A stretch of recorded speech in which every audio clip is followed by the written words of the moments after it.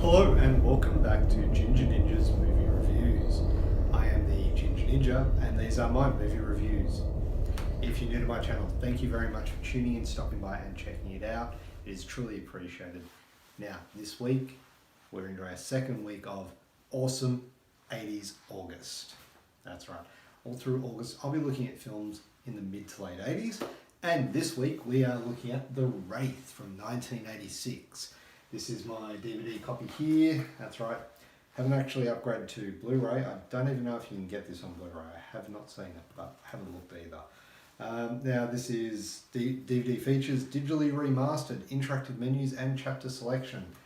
That is it. There is nothing else on there. But, you know, I will say this does have a fantastic soundtrack. You know, it's got Ozzy Osbourne, Billy Idol, Robert Palmer. Classic. Okay. So, before we dive into this one, I want to say thank you to all my new and of course my existing subscribers. Your support does truly mean the world to me, so thank you very much. Now, let's get into it, shall we? The Wraith came out in 1986, directed by Mike Marvin. This film stars Charliesheen, Nick Cassavetes, Sherilynfenn, Randy Quaid, Clinthoward, and many, many more. Now, this film it's like a nostalgic time capsule of the era. It's complete with cheesy dialogue, rad cars, and a classic revenge plot. Now, if you're in the mood for a laid-back movie night with a hint of retro charm, this one might actually just hit the spot. The plot, and there will be spoilers ahead, so if you haven't seen this one, well, you've had enough time.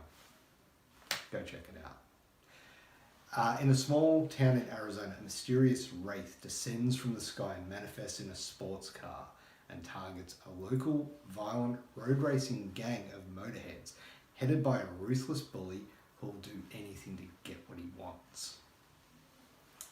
Now, I'm going to start out with the cast, and as I read them out, Charliesheen. You would expect the lead actor, being Charliesheen, to be the main focus of the film, right? Well, not in this case. The main character, in my opinion, is Packard Walsh, who is played brilliantly by Nick Cassavetes, and he delivers a devilish, charming performance as the main character. He's a ruthless antagonist with a menacing charm that you both hate and admire at the same time. And that is a very tough thing to do, but he does it really well. I mean, you don't like him, but you like to hate him as well. You know? The interactions between Packard and the Wraith create an interesting and sort of captivating tension that keeps you glued to the screen.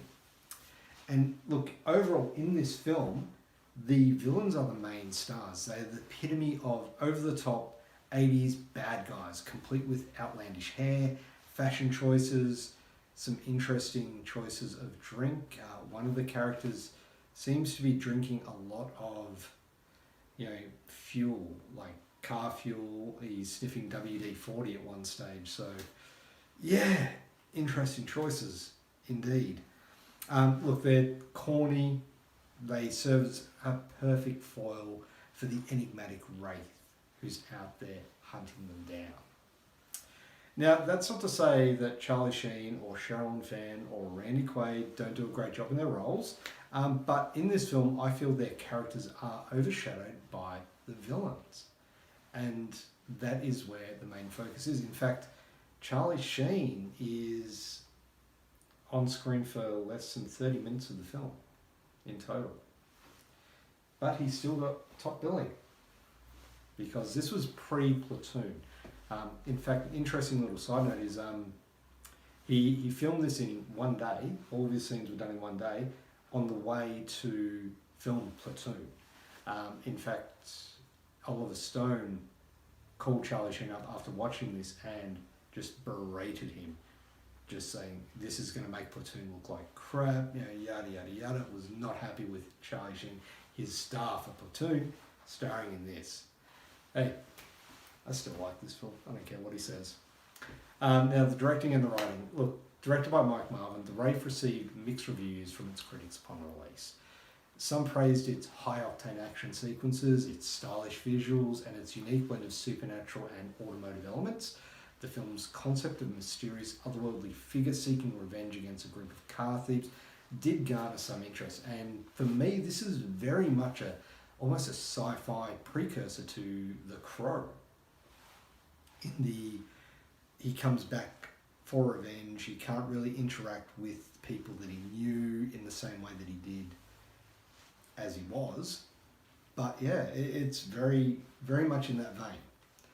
Now, on the other hand, the film also faced a lot of criticism for its thin plot, lack of character development, and some reviewers actually felt the movie relied too heavy on action and visual flair at the expense of a compelling story. I will touch on that in a little bit.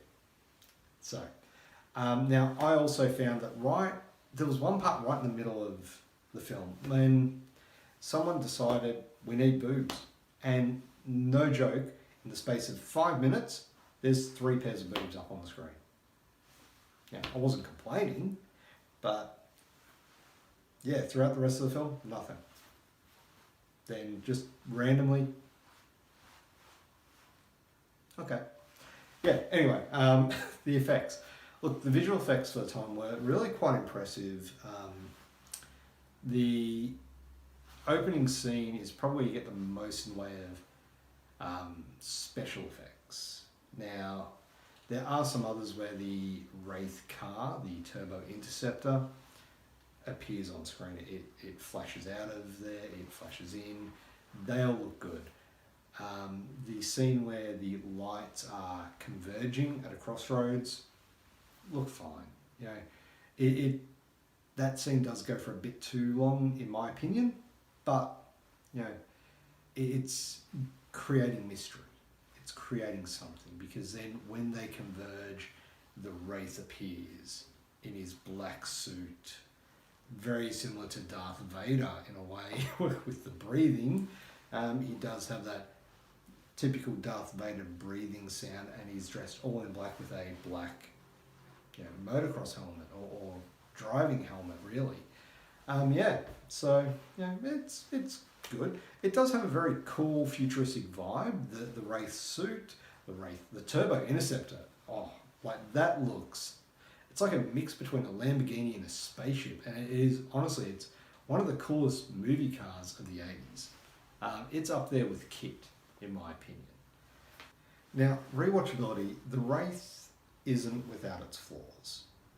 Some might argue that the plot is thin in parts, and the dialogue occasionally is too cliched. And they're not wrong. It is. It is very thin. It is very cliched. But these imperfections actually add to the movie's charm. And I think that's reminding us of an era that the film was made in. Like it's, you wouldn't really see that now. And this is one of the things I mentioned earlier, which I want to touch on. While I was watching this, I felt that if any movie deserved a remake, this was it.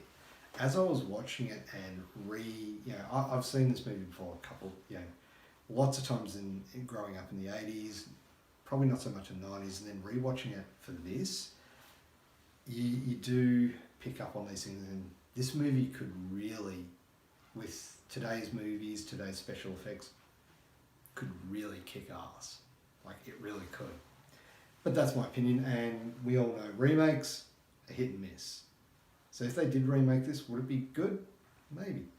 I like to think that they could actually do a really good job remaking this. Anyway, The Wraith is a well-deserved cult classic, and it deserves a spot on any 80s movie lover's watch list.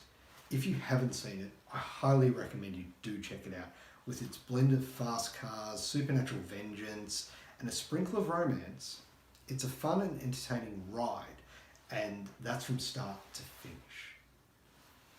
So grab some popcorn, buckle up, and enjoy the ride. Overall, The Wraith for me gets 7 out of 10. And there you have it. That is my review of The Wraith from 1986. What are your guys' thoughts on this film? Have you seen it? Are you going to go check it out? Are you going to hunt it down and check it out? It's probably up on YouTube. Just saying. I don't know, but maybe you can check it out. But what are your thoughts on this film? Did you like it? Are you going to go check it out now? Let me know down in the comments below. And of course, if you could, please do hit that thumbs up button. It does help with that whole YouTube algorithm. And of course, I do appreciate it. Plus, subscribe to my channel, hit that notification bell for all my content that comes out. Currently, I am doing my Monday reviews. I've also got my To Be Tuesdays. We're doing Animalistic August this month, so check that out. And of course, my 60-second reviews every other day. Not Tuesdays, Wednesdays, Thursdays, Fridays, and Saturdays. I've also got some more collection videos coming up. So if there's anything you guys want to see on my channel, please do drop a comment down below and let me know. But let's wrap it up. Thank you very much for watching. Have a great day. Bye.